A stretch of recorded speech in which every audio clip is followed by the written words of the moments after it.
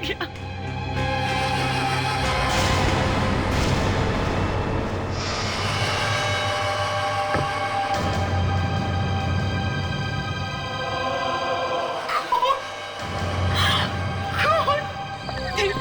हम पुलिस को फोन कर, शायद वो अभी भी यहीं कहीं छिपा हो सकता है। हाँ, मैं करता हूँ।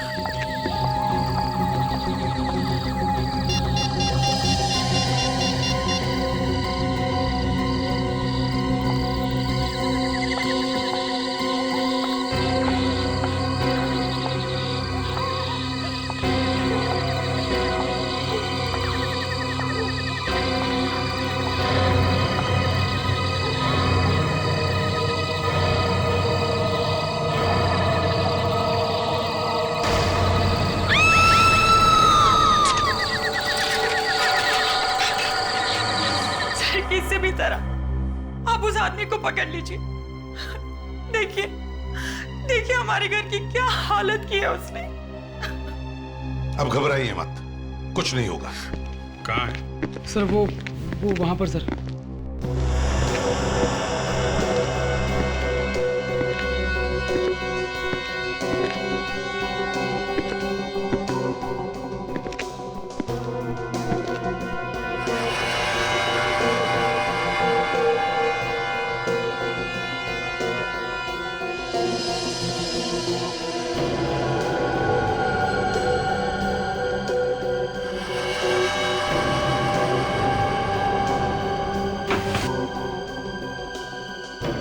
पूरे घर में सिर्फ यहीं पे निशान है और कहीं भी नहीं है। हाँ, पर यहीं पे क्यों? कई बार होता है ना, चोरों का कोई टशन होता है, अपना निशान छोड़ के जाते हैं। पर सर ये तो खून के निशान है सर। यही तो बात है, खून का मामला है। चोरी भी हुई है और खून भी, पर लाश नहीं है। घर में कोई और तो नहीं था? नहीं सर, सिर्फ हम लोग ही रहते हैं यहाँ तो। फिर सोच लो, कोई और तो नहीं था। बाद में बहुत सारी बातें बाहर निकल आती हैं।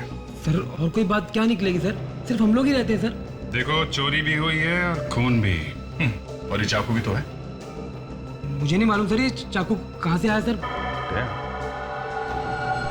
हो सकता है 3-4 चोर हों और आपस में लड़ाई वड़ाई हुई हो। अरे, यहाँ पे भी खून है। बस यहाँ भी खून पड़ा है। हाँ जी, कुछ मिला? सर यहाँ पे खून की बूंदें हैं। क्या?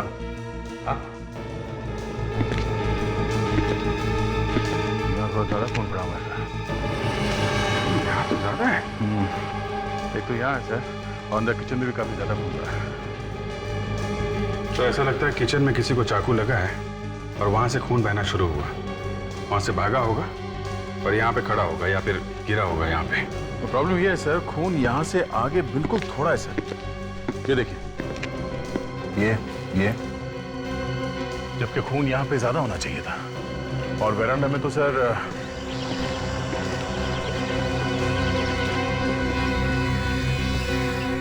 कहीं भी एक बूंद नहीं है सर, एकदम साफ है। इधर भी नहीं है। तो सर खून की आखिरी बूंद यहीं पे है। एक मिनट सर, ये क्या है?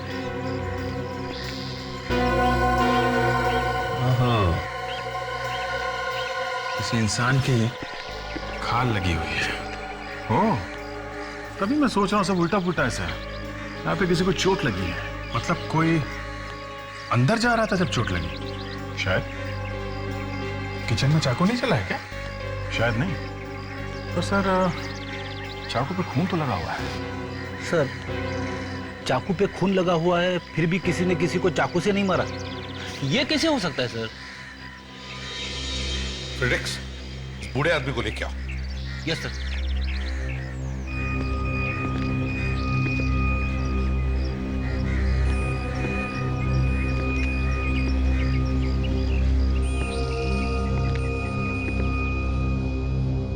बिठाओ इन्हें।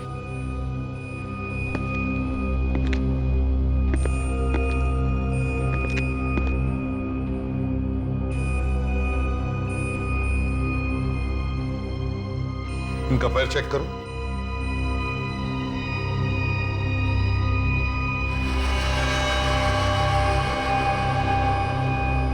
सर पैर में चोट लगी है। मतलब जब ये घर के अंदर है तब ये कील लगी है। ये बताओ किससे चाकू मारा तुमने? चाकू किसे मारा तुमने? और कौन कौन था तुम्हारे साथ में? हा? अरे अब तो पकड़े गए हो, सच सच बता ही दो। सर लग तो ऐसा रहा है कि इन्होंने कई दिनों से खाना तक नहीं खाया। ठीक है, ले चलो इसे ब्यूरो में। इसे नहलाओ धुलाओ खाना खिलाओ, फिर देखते हैं चक्कर क्या है।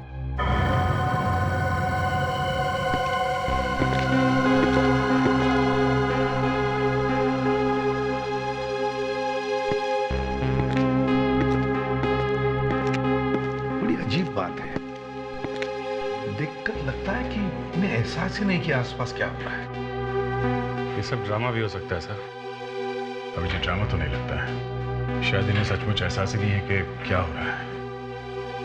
और वैसे भी कोई गरीब आदमी नहीं लगता है। इसने जो कपड़े पहने थे किसी अच्छे दुकान से महंगे कपड़े लिए हैं, और हाथ में अंगूठी देखी, बहुत महंगी है। सर कपड़े वपड़े कहीं से चुरा भी सकते हैं। सर इस आदमी की हालत बहुत खराब है। केस ऑफ डिमेंशिया हो सकता है। डिमेंशिया? हाँ सर, डिमेंशिया में इंसान सब कुछ भूल जाता है, उसे कुछ याद नहीं रहता। उसे खाना कैसे खाते हैं ये भी याद नहीं रहता, कौन है कहाँ है कुछ भी याद नहीं रहता उसे। अरे तो फिर पता कैसे चलेगा कि इसके कपड़ों में वो खून आया कहाँ से, और वो चाकू कहाँ से आया इसके पास? ये बताना मेरे लिए मुश्किल है, लेकिन इतना मैं जरूर कह सकता हूँ कि ये आदमी किसी का खून नहीं कर सकता। बॉस चाकू के ऊपर जो उंगलियों के निशान हैं वो इसी आदमी के।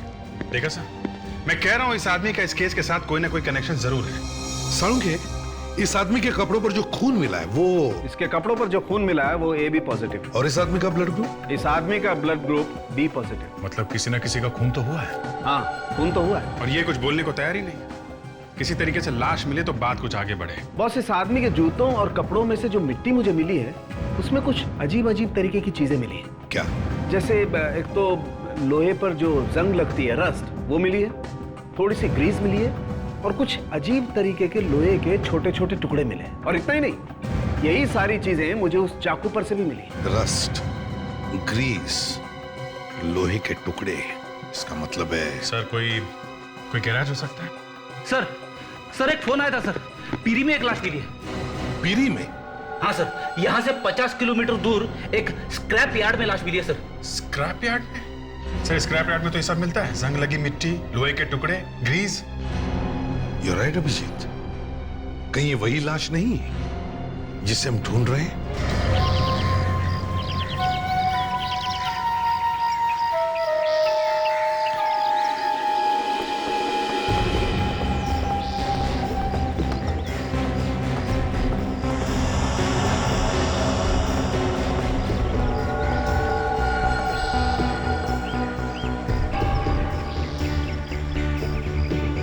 कपड़े देख के तो ऐसा लगता है किसी अच्छे घर की है।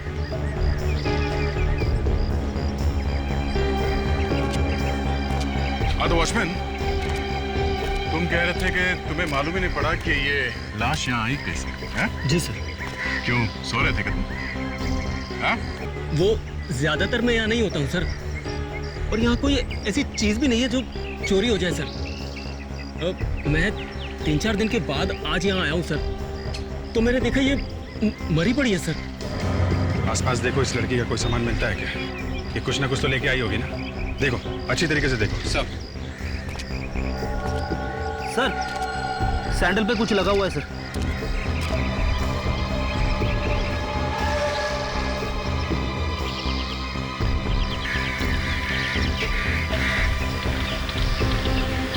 ये तो पेंट है। इस सैंडल पे भी लगा हुआ है। सर दोनों पेंट अलग अलग है सर। इसका मतलब ये लड़की किसी ऐसी जगह गई है जहां जमीन पे पेंट गिरा हुआ था। जी, इस वॉचमैन ने तो देखा ही नहीं इस लड़की को यहाँ पे हुए। ये था ही नहीं यहाँ पे, है? लड़की का गला काटा गया था, काफी खून बहा होगा, मगर यहाँ आसपास खून की एक बूंद भी नहीं है। ये भी तो हो सकता है बॉस कि खून कहीं और किया गया हो और लाश को यहाँ पे लाके फेंक दिया। बूढ़े आदमी के जूते पे जो मिट्टी हमें मिली है वो मिट्टी बिल्कुल वैसी है जैसी मिट्टी हमें स्क्रैप यार्ड में मिली। मतलब जहां पर लाश मिली है ये मिट्टी बिल्कुल वैसी है। मतलब वो बूढ़ा आदमी था वहां पे जब ये खून हुआ? 24 घंटे पहले तो था, उसके आगे का पता नहीं। अरे सर, अब ये 24 घंटे कहां से घुसेड़ दिए बीच में? अभिजीत, लड़की की मौत 24 घंटे पहले हुई है। अगर बूढ़े आदमी के हाथ में चाकू था और उस चाकू पर लड़की का खून लगा हुआ था तो मतलब साफ है कि यह आदमी 24 घंटे पहले वहां पर था। सर, अब उस बूढ़े आदमी का मुंह खुलवाना बहुत जरूरी हो गया है। सर, उस लाश से कुछ और पता चला? देखो, ये तो सभी ने देखा है कि लड़की के गले पर चाकू से वार किया गया। सर, कोई ऐसी बात पता चली जिससे हम ये लड़की कौन है ये जान सके? तारिका, दिखाओ जरा वो स्लाइड्स। जी सर। लड़की के कपड़ों का एक बड़ा क्लोजअप। सर, ये तो किसी धागे के रेशे लग रहे। जी, रेशे ही है। रेशे जो डस्टर और नकली फूल बनाने के काम आते हैं। नकली फूल, आर्टिफिशियल फ्लावर्स, जो घर के डेकोरेशन में काम आते हैं। बिल्कुल बिल्कुल वैसे ही फूल। मगर ये नकली फूल वहां स्क्रैप यार्ड में पहुंचे कैसे? सिर्फ इतना ही नहीं, ये जो अलग रंग दिख रहे हैं ना, ये पोलन सीड्स के धब्बे हैं। मतलब असली फूलों में से निकलता है वो पोलन सीड्स? हाँ, वही फूलों के बीज। और ये ऐसे वैसे फूल नहीं है, एंड्रोइस ब्लू। एंड्रोइस ब्लू? बहुत कीमती होता है सर। ऐसे दिखता है एंड्रोइस ब्लू। तो क्या लड़की की मौत किसी फूलों से भरे बाग के बीच में हुई है क्या? और सर, दोनों तरह के फूल हैं, असली भी और नकली भी। सर, ये भी तो हो सकता है कि खूनी स्क्रैप यार्ड में जाने से पहले किसी फूलों की दुकान में गया हो, किसी फ्लैरिस्ट के यहाँ। या तो ये लड़की गई हो फूलों की दुकान में, फ्लोरिस्ट शॉप में फूल खरीदने के लिए। वहीं पे मिलेंगे ये दोनों, असली फूल और नकली फूल भी।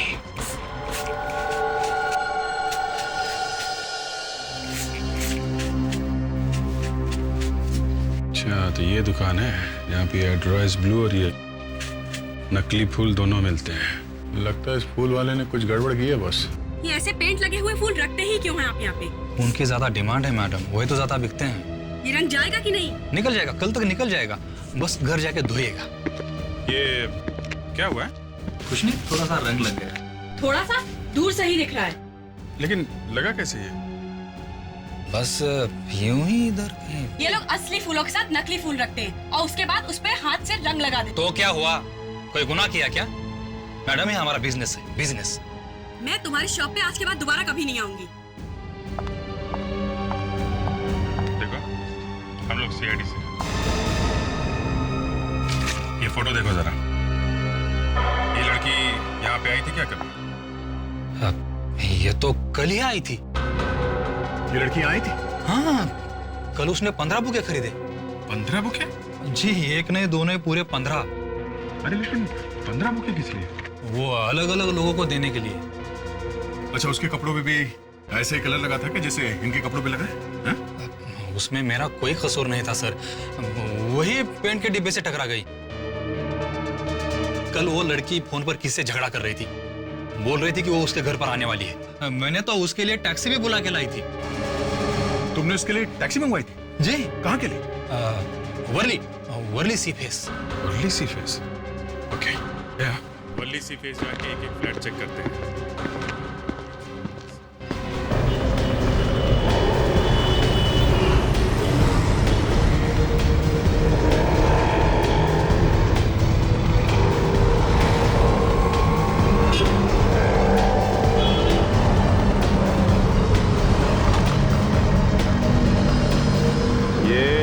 टैक्सी में आई थी। हाँ सर, फूलों वाली मैडम 15-20 गुलदस्ते लेके आई थी टैक्सी में। कौन से फ्लैट में गई थी वो मैडम? रुको रुको, मैं देखती।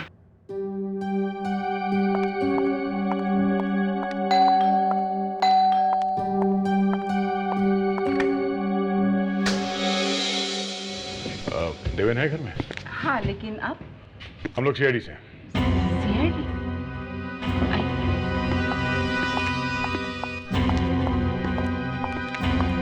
आप मिस्टर देवेन? जी, मैं ही देवेन हूँ। ये मेरी वाइफ है प्रिया, ये मेरी माँ। आप लोग जरा ये फोटो देखिए। इस लड़की को देखा है पहले कभी? ये तो नंदिता है। नंदिता? हाँ, नंदिता। मेरे मैगजीन की एडिटर है। क्या ये नंदिता रात यहाँ करीब 10 बजे आई थी? जी आई थी। देवेन, तुमने मुझे बताया नहीं? नंदिता यहाँ आई थी? आप कहाँ थी जब नंदिता यहाँ पे आई थी? मैं कल किटी पार्टी में गई थी। और आप थी यहाँ पे? मैं शॉपिंग से लौट रही थी। ओह, इसका मतलब जब नंदिता यहाँ पे आई तो आप घर में अकेले थे? जी हाँ अकेला था। क्यों आई थी नंदिता यहाँ पे? मैंने आपको बताया ना, वो मेरे मैगजीन की एडिटर है, तो नई मैगजीन के लॉन्च की बधाई देने आई थी। उसने मुझे एक बुके दिया। और आपने उसे मार दिया? क्या? अरे नहीं, ये क्या कह रहे हैं आप? हाँ, तुमने उसे मार दिया और फिर उसकी लाश को वहां स्क्रैप यार्ड में जाके फेंक दिया। क्यों? अरे नहीं, मैं ऐसा क्यों करूंगा? वो तो यहाँ सिर्फ 10 मिनट के लिए थी। कह रही थी कि ऑफिस में फोटोशूट है और उसे दूसरे लोगों को बधाई देनी है और बुके बांटने, तो वो चली गई ऑफिस। चलिए आपके ऑफिस चलते हैं। आइए, चलिए आइए।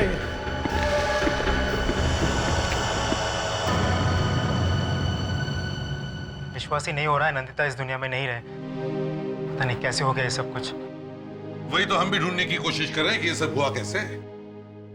एक बात बताओ, नंदिता कल ऑफिस आई थी क्या? नहीं सर, शायद कल नंदिता ऑफिस आई नहीं थी। शायद मतलब? सर एक्चुअली कल हम बहुत बिजी थे। हमारी मैगजीन का इंटरनेशनल एडिशन लॉन्च हो रहा है, उसी के चक्कर में लगे हुए थे और किसी को ध्यान ही नहीं रहा। कमाल है, किसी को भी ध्यान नहीं रहा कि नंदिता कल यहाँ पे आई थी या नहीं। अच्छा ये बताओ, नंदिता का ऑफिस में किसी के साथ झगड़ा, किसी के साथ दुश्मनी? एक है सर जिसके साथ कुछ हुआ था। कौन है वो? वंशिका। प्रतीक, तुम्हारा दिमाग तो ठिकाने पर है। सो वो एक साथ ऑफिस में काम करते हैं तो छोटे मोटे झगड़े होते ही रहते हैं। और सर उसकी कुछ और ही प्रॉब्लम थी। कैसी प्रॉब्लम? सर उसके बॉयफ्रेंड ने उससे शादी करने से मना कर दिया था और इसी बात में उनके बीच झगड़े भी होते थे। क्या नाम क्या था उसका? सर नाम तो नहीं मालूम, लेकिन वो अक्सर ऑफिस के बाद उससे मिलने जाती थी टैक्सी लेके कुलाबा में कहाँ? सर वो तो नहीं पता। किसी को तो पता होगा। आप में से किसी को मालूम है कि नंदिता कोलाबा में कहाँ जाती थी? सर रूही को पता होगा। अब ये रूही कौन है? रूही नंदिता की बहन। काश मैं अपनी बहन को बचा पाती। अगर मुझे पता होता तो मैं शायद उसकी मदद कर पाती और शायद। हमें भी बहुत दुख है आपकी बहन की मौत का। ये लीजिए पानी पीजिए। Thank you. रूही जी, आपके और नंदिता जी के संबंध कैसे थे? अच्छे ही थे। तो आपको उसकी हर बात के बारे में सब कुछ मालूम ही होगा। आप लोग साथ में ही रहते थे ना? सर वो एक्चुअली नंदिता मेरी सगी बहन नहीं थी। ओह, सगी नहीं थी तो मतलब दुश्मन थी हैं? कोई संबंध नहीं था आपस में आपके? नहीं ऐसी बात नहीं है। मैं तो उसे अपनी सगी बहन ही मानती थी, लेकिन वो मुझे नहीं मानती थी। उसके डैडी ने मेरी माँ के साथ दूसरी शादी की। उसने मुझे कभी माफ नहीं किया, ना ही माँ को। क्या आपको मालूम था कि नंदिता का अफेयर एक आदमी के साथ में चल रहा था? उसका एक बॉयफ्रेंड था। बॉयफ्रेंड? हाँ। मैंने सिर्फ एक बार नंदिता को किसी आदमी के साथ फोन पर बात करते हुए सुना था। काफी रात हो चुकी थी, शायद वो उसका बॉयफ्रेंड था। और नंदिता अक्सर गुरुवार और शनिवार रात को घर से गायब रहती थी। शायद वो उसी के साथ रहती होगी इस वक्त। तो फिर रूही जी, आपको तो मालूम ही होगा कि नंदिता जाती कहाँ थी? नहीं। नहीं? सिर्फ एक बार शायद नंदिता को टैक्सी नहीं मिल रही थी, तब उसने करीब रात 11:30 बजे मुझे फोन करके कुलाबा में बुलाया था। एक रेस्टोरेंट था, फ्लोरा इंपेरियल, वहीं बुलाया था उसे पिकअप करने के लिए। उस दिन उसका मूड काफी खराब था और वो अकेली भी थी। शायद उसका उसके बॉयफ्रेंड के साथ झगड़ा हो गया था। ठीक है, अब जा सकती है। विवेक, जरा ये छोड़ा। कोलाबा सर, नंदिता ऑफिस से कोलाबा के लिए टैक्सी मंगवाती थी। फ्लोरा इंपीरियल होटल, चल के देखना चाहिए। इस लड़की को पहचानते हो? हाँ सर, ये यहाँ पे अक्सर आया करती थी। इसका खून हो गया है। हाँ। ये पहले से यहाँ टेबल बुक करा लिया करती थी और सर ये ज्यादातर 12 नंबर टेबल पर बैठती थी। Table number 12? अच्छा, ये अकेले आती थी या इसके साथ में कोई और भी आता था? एक आदमी और आता था सर। कौन था वो? कुछ मालूम है उसके बारे में? टेबल नंबर 12 पर ज्यादातर विशाल रहता है। एक सेकंड सर। विशाल। जी सर। सर विशाल। ये फोटो देखो, पहचानते हो इसे? जी सर, पहचानता हूँ। इस लड़की के साथ में जो आदमी आता था उसको भी पहचानते हो? नहीं सर। अच्छा, ये पैसे कैसे देते थे? कैश से या क्रेडिट कार्ड से? हाँ सर, कैश से। अच्छा, इस आदमी के बारे में कुछ और बता सकते हो आप लोग?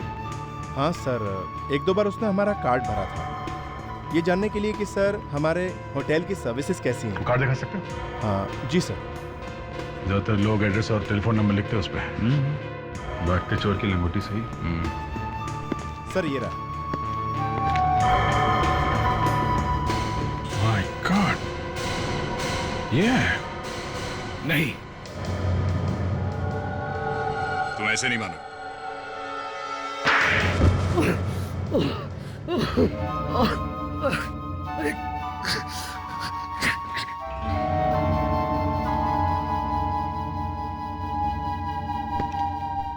क्यों मारा नंदिता को?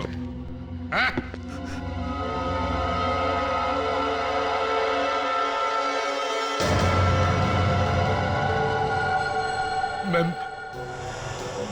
मैं मानता हूँ कि मेरा नंदिता के साथ अफेयर चल रहा था। तो वो कहने लगे कि मेरे साथ शादी कर लो, और शादी तुम कर नहीं सकते थे क्योंकि तुम्हारी एक वाइफ घर पे बैठी है। लेकिन मैंने उसे नहीं मारा। ये अचानक क्या हो गया तुम्हें देवेन, जो तुम्हें उसे मारना पड़ा है? कहीं ये तो नहीं कि उसकी हिम्मत इतनी बढ़ गई कि वो तुम्हारे घर में आई फूलों का गुच्छा लेकर? मैंने उसे समझाने की कोशिश की। हाँ हाँ, वो तो हमें अच्छी तरह से मालूम है किस तरह से समझाया तुमने उसे। उसकी मौत तुम्हारे घर में आने के बाद हुई है, समझे? नहीं। कहां पे मारा उसे? घर में? और फिर ले जाकर के बाहर फेंक दी लाश उसकी? नहीं सर, नहीं।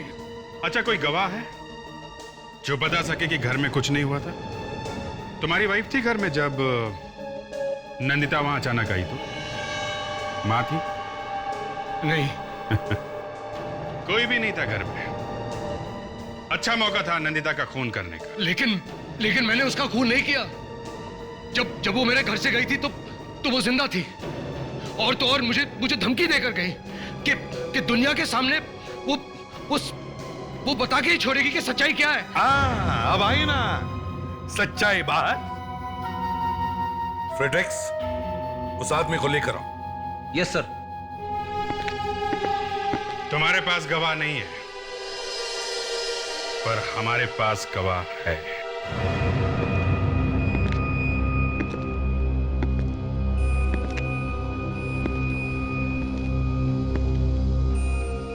इस आदमी ने देखा है खून होते हुए।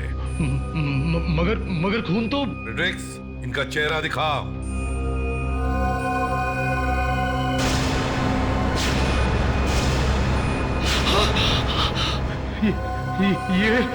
ये तो। पहचानते हो इन्हें? ये वहीं पे थे जहां पे खून हुआ था।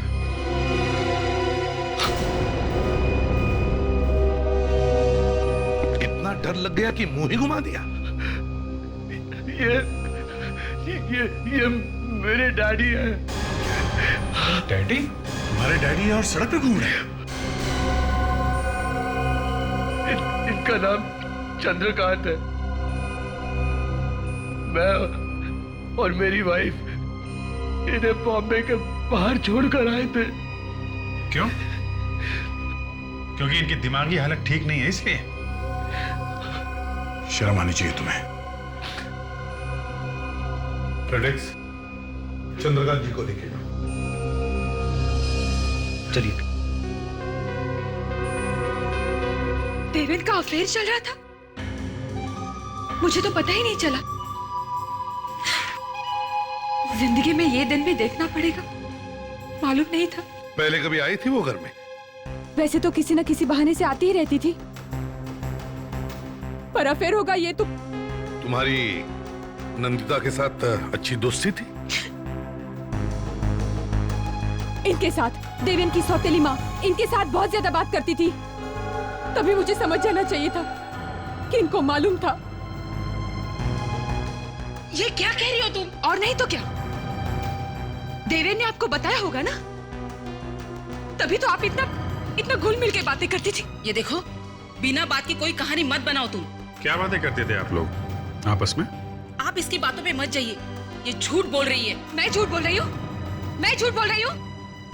एक तो मेरे हस्बैंड का अफेयर करवाया तुमने, और ऊपर से। प्लीज प्रिया, माँ को क्यों फंसा रही है? इन्हें मालूम नहीं था। चंद्रकांत जी, अब ये फोटो देखिए, ये फोटो देखिए चंद्रकांत जी, अब यहाँ पे खून हुआ है। अब इस लड़की का खून हुआ है।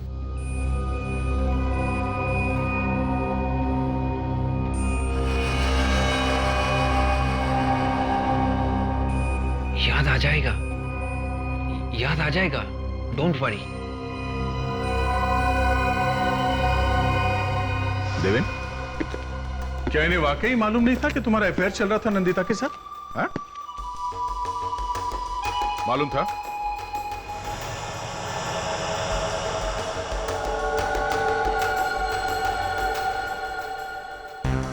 मालूम था या नहीं? हाँ? थोड़ा देखा, इन दोनों ने ही मिलके कुछ किया है। हाँ, इन दोनों ने ही मिलके कुछ किया है। पहले तो अपने बाप को ही घर से बाहर निकाल दिया। लेकिन मुझे तो इन दोनों ने बोला था कि उन्हें हॉस्पिटल में रखा है। और तुमने मान लिया? शर्म नहीं आई तुम्हें? पति रास्ते पर ठोकरे खा रहा था और तुम लोग घर में बैठकर गुलछर्रे उड़ा रहे थे। हा? पैसों के लिए दूसरी शादी की है इन्होंने सर, और ये खून, ये भी पैसों के लिए हुआ है। नहीं, ऐसी बात नहीं है। ऐसा ही है। नंदिता ने इससे कहा होगा मुझसे शादी कर लो, हाँ? पर ये प्रिया को छोड़ नहीं सकते थे, क्योंकि घर में सारे पैसे प्रिया लेके आती थी। तो माँ और बेटे ने सोचा नंदिता को रास्ते से हटा देते हैं, न रहेगा बास न बजेगी बांसुरी। क्यों? मगर इन्होंने ये नहीं सोचा कि जिसे इन्होंने घर से बाहर निकाला उसी ने इन्हें खून करते हुए देख लिया।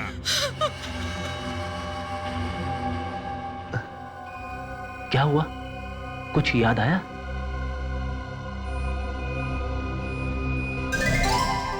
क्या हुआ सर? पता चल गया सर, बता दिया सर, बता दिया। क्या बता दिया?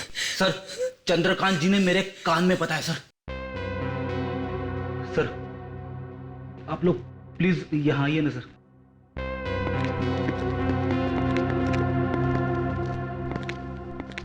चंद्रकांत जी ने सिर्फ एक शब्द बोला सर।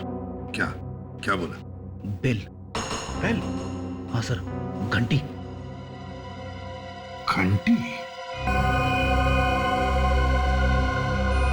अभिजीत, एक बात समझ में नहीं आ रही है, ये जो बेल की साउंड, मेरा मतलब है ये घंटी की आवाज, चक्कर क्या है? सर, घंटी की आवाज से चंद्रकांत जी खूनी के बारे में कुछ बताना चाहते हैं। ये हो सकता है, ये हो सकता है। सर, मैंने सारी आवाजें डाल दी है सर कंप्यूटर में। गुड, अब शुरू करो।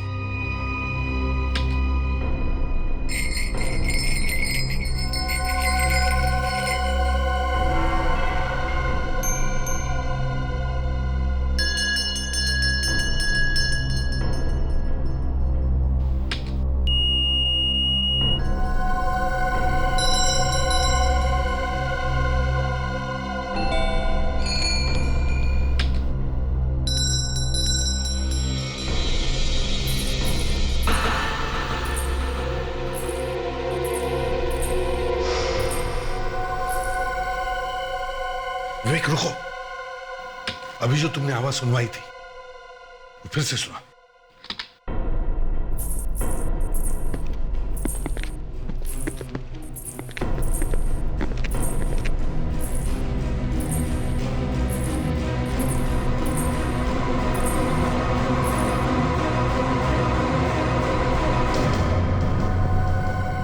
इस आवाज के साथ खूनी का कनेक्शन है सर।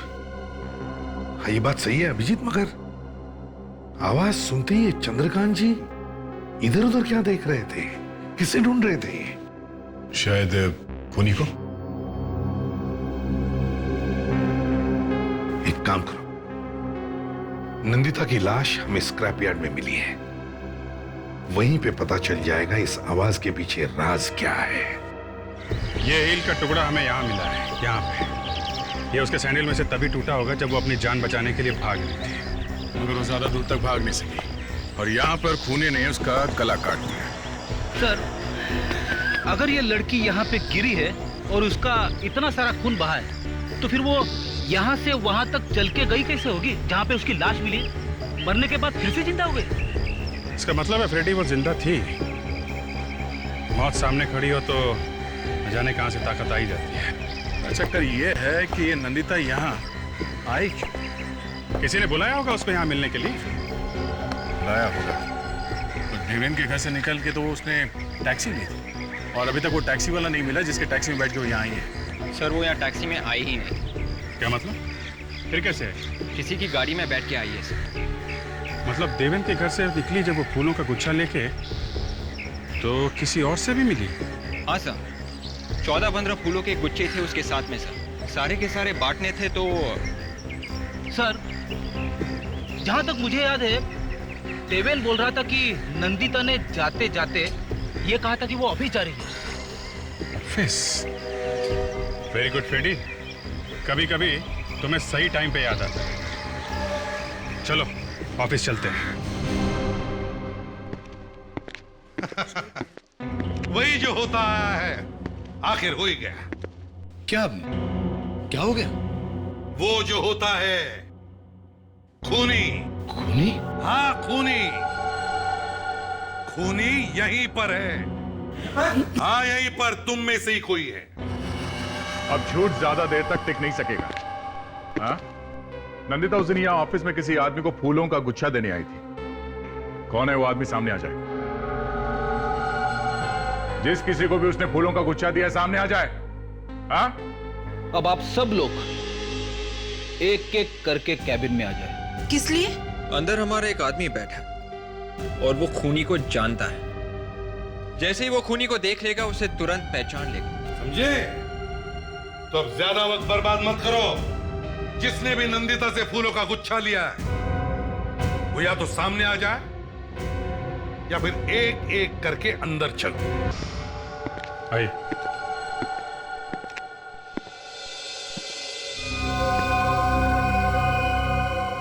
चंद्रकांत जी, जरा देखिए इन्हें। क्या पहचानते इन्हें?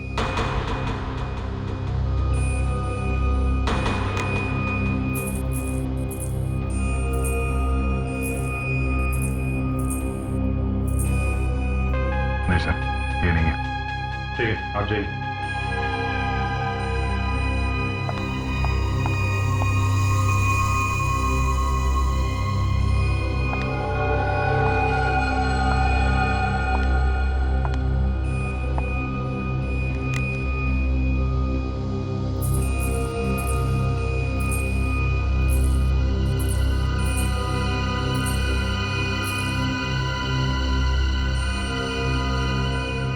मैं जाऊं? जी नहीं, बाहर रुकिए। देवेन जी आप चलिए। मैं? हाँ, आप चलिए।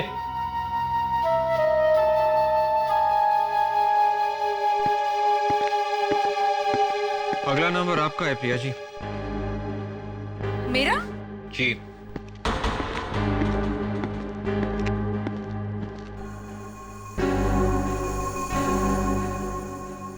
प्रिया जी को अंदर भेज दो। Yes sir. चलिए।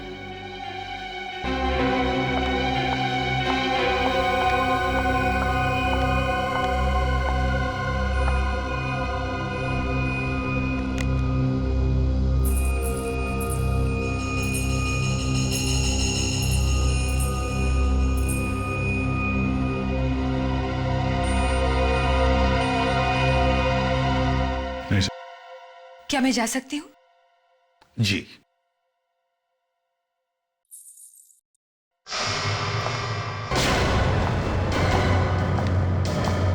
एक मिनट प्रिया जी।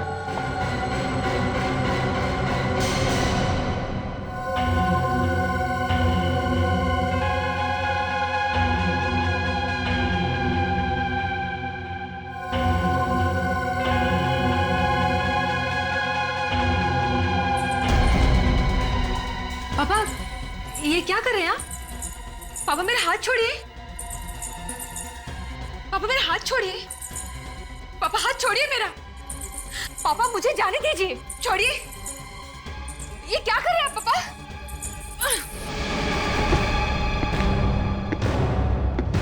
तो वो तुम ही हो। प्रिया, क्या हुआ? अरे क्या हुआ प्रिया? कुछ नहीं, वही हुआ जो हमेशा होता आया है। खूनी पकड़ा गया है, सॉरी पकड़ी गई है। कौन है खूनी? यही है जो तुम्हारे सामने खड़ी है। प्रिया, तुम? हाँ हाँ मैं, पर सारा कसूर तुम्हारा है। मेरा? हाँ तुम्हारा। मुझे तुम्हारे और नंदिता के बारे में पहले से पता था। उससे जब नंदिता घर आई तुम्हें धमकी देने के लिए, उसके बाद उसने मुझे फोन किया था और उसने मुझसे कहा कि उसे कुछ जरूरी बात करनी है। वो मिली थी तुमसे? हाँ। कहाँ? और कहाँ? स्क्रैप यार्ड, जहां पे इन्होंने नंदिता का खून कर दिया। मगर भगवान भी कैसा खेल खेलता है। जिस आदमी को तुम दोनों ने रास्ते पर फेंका था मरने के लिए, चंद्रकांत जी को, अपने पिताजी, वो उस वक्त वहीं पर थे और उन्होंने तुम्हें देख लिया खून करते वक्त।